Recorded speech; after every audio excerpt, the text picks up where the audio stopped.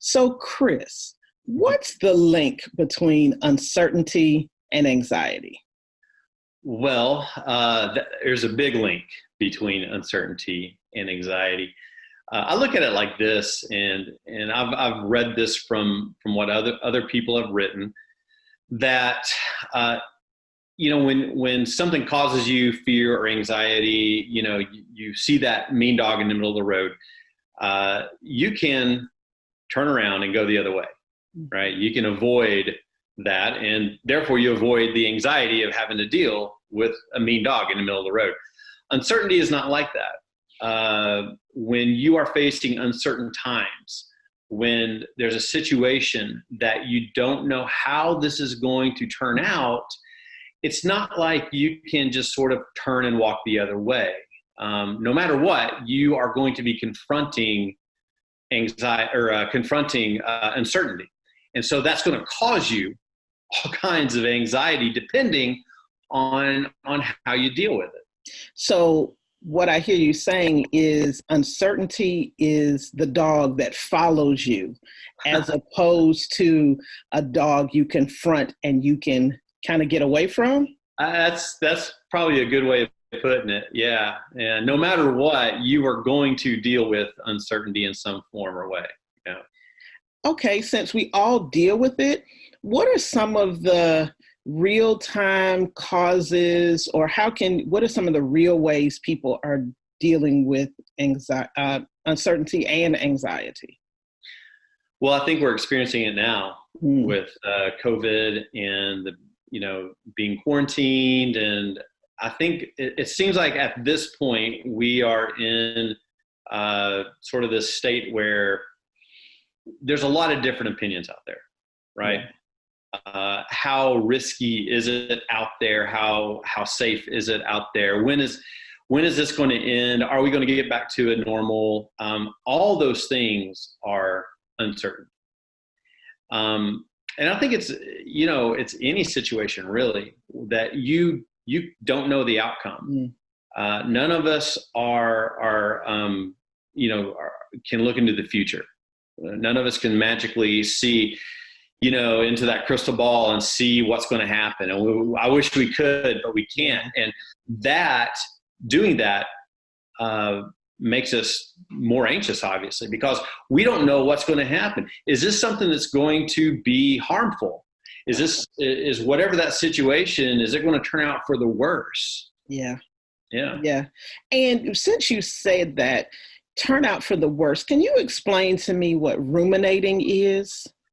Yeah, and I think it helps to kind of to talk about how anxiety affects us, because what happens is, again, that dog in the road, you're experiencing a threat, something that could harm you. Uncertainty is the same way. We see an uncertain situation, we perceive that as a threat. And I think our brains kind of sometimes trick us into thinking that the worst case scenario is going to come out. Okay. And because we can't turn around and walk away, because we can't fight, uncertainty is intangible.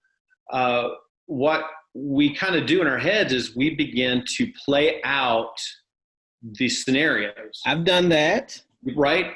And that's ruminating. You have, for instance, you've got to go and have that really tough conversation with somebody in your family or somebody that you work with. And that's enough, obviously, to cause a whole lot of anxiety. Nobody wants that comfort. So you start playing it out in your head, how that conversation is going to go. What they're going to say, how you're going to say, and you just go back and forth. And that's when we stay up at night because we can't go to sleep.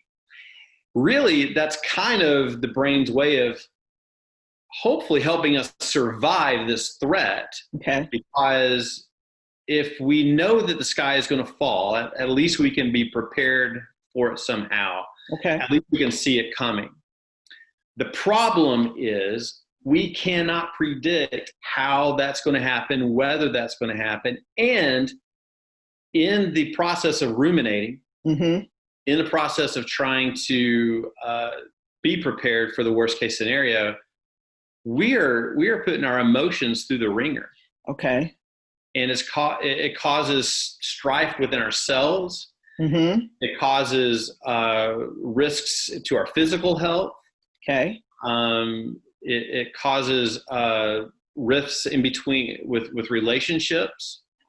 If we're constantly on high alert with anxiety because of an uncertain situation, it's very hard to focus on the people that we love and live with and want to have a relationship with. Okay.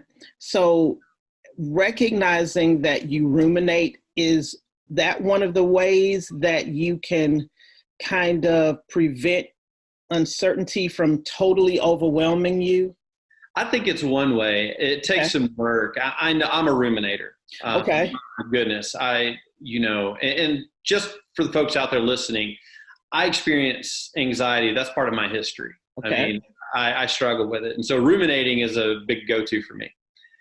And the thing that I can tell you is that trying to cut it off when it first begins and you kind of sense yourself wanting to go there, that's part of managing that.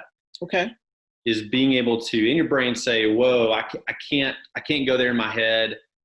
I can't predict the future. I can't sit there and be in that headspace because it's going to tear you up. And then you're not in a good headspace to really deal with the issue when it comes. So what I hear you saying is when you prevent yourself from ruminating, it kind of helps you examine what you can and can't control, correct? Correct. And I think that's really key when talking about uncertainty, because here's the thing.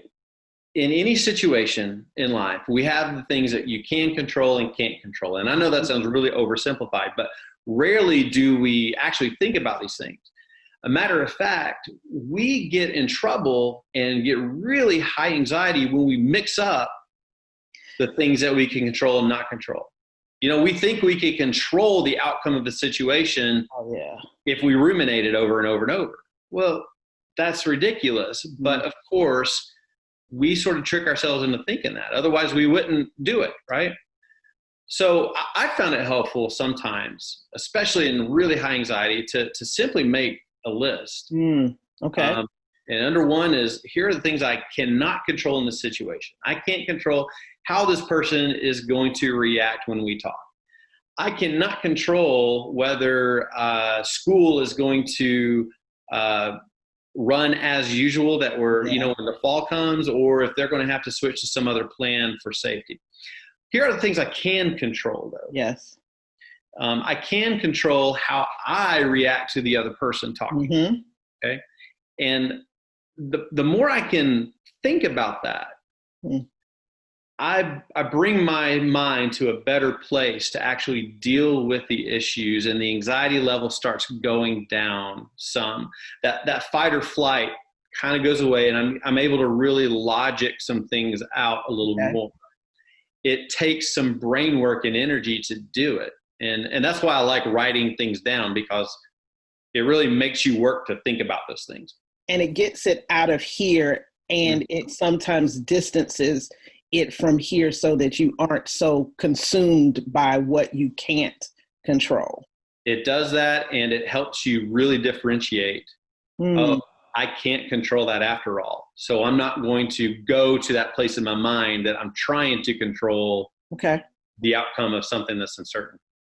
Well, Chris, thank you for sharing all of this wonderful information about how we can help deal with our anxiety and help recognize that uncertainty is going to come, but we don't have to allow it to overwhelm us.